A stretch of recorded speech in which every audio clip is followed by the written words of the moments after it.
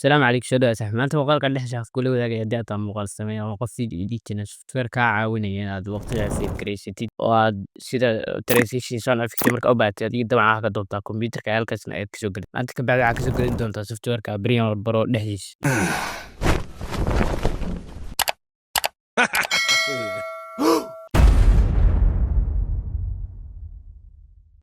marka si aan taas kula samayno waxaa soo gashaa Chromekaaga ama any browser aad isticmaashid searchka ayaa waxaad ku qori doontaa marka motion ayaad ku qori doontaa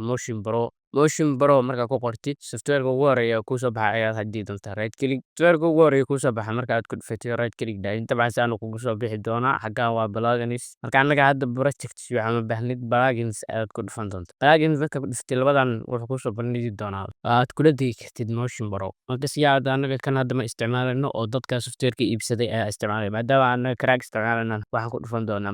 manualka markaan ku dhufano marka halkan hoose ayuuna keenaya marka halkan waxaan ku dhahayaa waxaa la degtaa si aad ugu shubatid buu ku dhahayaa faylka marka annaga hadda kan uma baahnin marka waxaad ku dhufan doontaa download ayaad ku dhufan doontaa base.1 motionka ayaa u baahan downloadkan shara maahane kan hoose ayaad ku dhufan doontaa markaa ku dhufatid saas waxaa kugu degi doona marka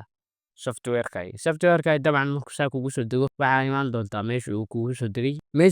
degay markaa imaatid waxaad dhihi doontaa dabcan marka hore waxa uu ku jiraa sib ayuu ku jiraa sibka ayaad ka saari doontaa sibka markaa ka saardhid marka oo caadi kuu noqdo faylka dusha ayaa imaan doontaa right click ayaad dhihi doontaa kadibna copy ayaan ka qaadan doonaa ama control x ayaad dhihi markaa intaa dhahdid waxaa soo tegi doontaa waxaa imaan doontaa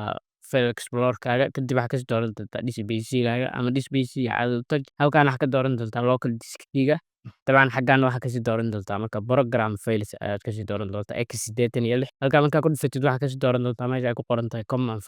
files markaa ku dhufatid kadib waxaa kasii dooran doontaa meesha ay ku qoran tahay adobe markaa ku dhufatid kadib waxaa kasii dooran doontaa meesha ay ku qoran tahay zip ayaad ku dhufan doontaa meesha ay ku qoran tahay intaa markaa ku dhufatid waxaad arkaysaa meel halka inay kaaga soo baxayso extension dabcan extension ahaanba ugu shubanayna maadaama aan anagu softwareka soo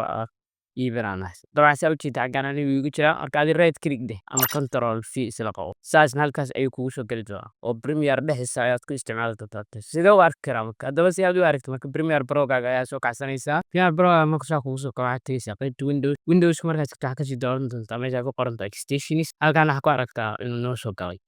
dabcan waa ku dhufan doontaa sida dushiisa saan ayuu kugu soo bixi doonaa dabcan anaga hadda wuu noo diyaarsan yahay marka adiga kuma diyaarsan halkan waxaa laga yaabaa inuu kusoo dhaho install package marka waxaa ku dhufan doontaa install package saasna waxaa kusoo gashan doontaa file kasta oo aad u baahato oo sound effectiya soo degsatay ayaad kusoo gashan doontaa maanta ka bacdina Premiere dhexdiisa ayaad ku isticmaali doontaa dabcan haddii aad iftiin muuqaal ka soo sida sound effectiya loola soo tago ayagoo weliba aad ku shuban kartid Premiere Pro-ga dhexdiisana commentiga ayaad nagula wadaagi doontaa muuqaalkayga ayaan kasoo soo doontaa